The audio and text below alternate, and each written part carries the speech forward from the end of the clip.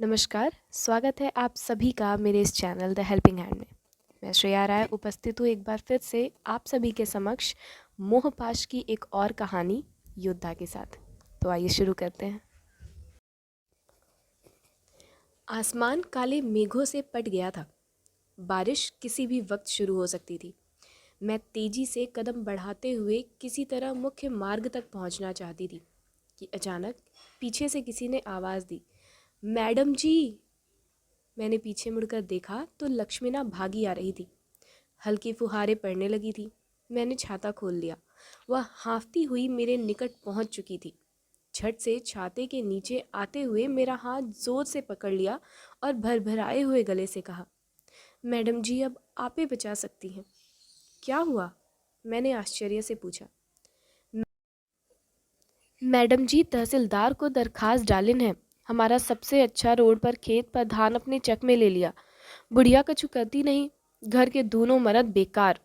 उनका होना न होना दोनों एक ही बराबर है। आंचल के कोर में बार बार आंसू पोंछती। मैंने ढाढ़स बढ़ाया। मैडम जी, मर्द घर में चूड़ी पहने प्रधान के डर से बैठा है। आप बताएं हम क्या करें? खेत हाथ से निकले जाता है। लेखपाल प्रधान की प्रति हमें थोपता है। वह बेचैन थी। बड़ी दृढ़ता से कहा, मैडम जी हार नहीं मानूंगी। जो बन पड़ेगा आखिरी दम तक करूंगी। अब तक हम 1 किलोमीटर का पैदल रास्ता पार कर मुख्य मार्ग तक पहुंच चुके थे। ऑटो में बैठ आगे हम अपने अपने गंतव्य को रवाना हुए और बात आई गई हो गई और मैं जीवन चक्र में उलझी भूल गई। 2 माह बाद विद्यालय के गेट पर देखा तो लक्ष्मीना की सास माथा धुन धुन रो रही थी। पूछने पर एक ग्रामीण वृद्धा ने मुंह बिचका कर कहा, भैल का कलयुग में पतो सास के मारत हिया बहन जी। जनसमूह की सहानुभूति सास के साथ थी। सभी बहू को धिक्कार रहे थे। मैं भीड़ से कट कर आगे बढ़ी। ये इनके आए दिन की कहानी थी। अंतर आज केवल इतना था कि आज बहू की जगह सास पिटी थी। आगे बढ़ते ही लक्ष्मीना सामने पड़ गई। तमक कर बोली, जिंदगी भर हमके थुड़ली तो? वह मुझसे आंखें नम करके सवाल कर रही थी। तो तक के हुना आयल बहन जी, आज मजलिस लागत है। क्रोध में हाफते आज वह साक्षात चंडी बनी थी। मैंने चुपचाप हटना उचित समझा। अगले दिन विद्यालय के नल पर लक्ष्मीना नित्य की भांति पानी लेने आई। मेरी कक्षा गर्मी के कारण वहीं आम के पेड़ के नीचे लगी थी। वह बाल्टी छोड़कर मेरी कुर्सी के पास आकर बैठ गई। आंखों में अपराध बोध का भाव स्पष्ट था। कुछ देर चुप रहने के बाद वो बोली, मैडम जी का करें, बुढ़िया मानती ही नहीं।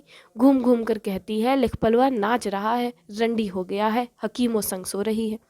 मैंने बात को काटते हुए पूछा, तुम्हारे खेत का क्या हुआ? लक्ष्मीना ने मुस्कुराते हुए कहा, मैडम जी तहसीलदार साहब के दखल से प्रधान की दाल नहीं गली। लेखपाल पीछे हट गया। जमीन पुरखों से हमारी है। कागज पत्तर देखकर साहेब बहुत डांटे लेखपाल को। बरखा सगी को कहते थे लेखपाल की हिक्की पिक्की हेराई थी।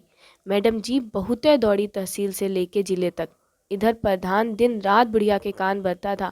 एक दिन छानी में से सुने थे, कहता था दुलारे की माई ऐसे हकीम लोग सुनते हैं। अरे कुछ देती होगी तभी ना कुछ लेती होगी ससुरी। मैंने फिर टोका, बाद में बात करूंगी, अभी कुछ पढ़ा लूं। वह अनमनी सी उठकर पानी लेकर चली गई। मुझे लगा अभी भी कुछ कहने को बेचैन है। छुट्टी में मेरे गेट से निकलते ही भागती हुई आके मुझे छेक लिया उसने। उसकी आंखों में कुछ कहने की आतुरता थी। मैंने मुस्कुराते हुए कहा, अब क्या हुआ? मेरा हाथ पकड़कर अपनी चाय की दुकान जो स्कूल के बाहर मड़ई में चलती थी वहाँ ले गई। चौकी पर बिठाते हुए बड़े प्यार से एक चुक्कड़ चाय केतली से ढाते हुए बड़े स्थिर मन से बोली, का करें मैडम जी, मर्द को दिन भर पीने से फुर्सत नहीं। ससुर दिन रात चंपवा के चकले पर। अब आप ही बताएं, 4 4 बच्चों को भूखा मरते हक मारते तो नहीं देख सकती ना मैडम जी। आंखों से आंसू बह चले थे। मेरा मन भर आया।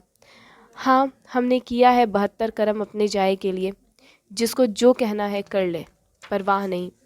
पल्लू संभालती हुई चाय का भगोना आग पर चढ़ाने लगी। मेरे हाथ में खाली चिक्कड़ अभी भी था। उसकी साफ गोई पर मैं मुग्ध उसे एक टक निहारती रही। मेरे हाथ से भरुका लेकर फेंकते वक्त वो मुस्कुरा रही थी। जाड़े की आहट से गांव का सिवान सिमट रहा था। किसान खेतों से लौट रहे थे। उसकी बातों में समय का ख्याल ही नहीं रहा। मैं तेज कदमों से चली जा रही थी। वो पीछे खड़ी मुझे निहार रही थी। अचानक मैंने पीछे मुड़कर आज फिर देखा तो दर्द से हाथ मिला रही थी। मैंने मन ही मन एक जीवटता को सलाम किया। अब वो केवल एक माँ थी।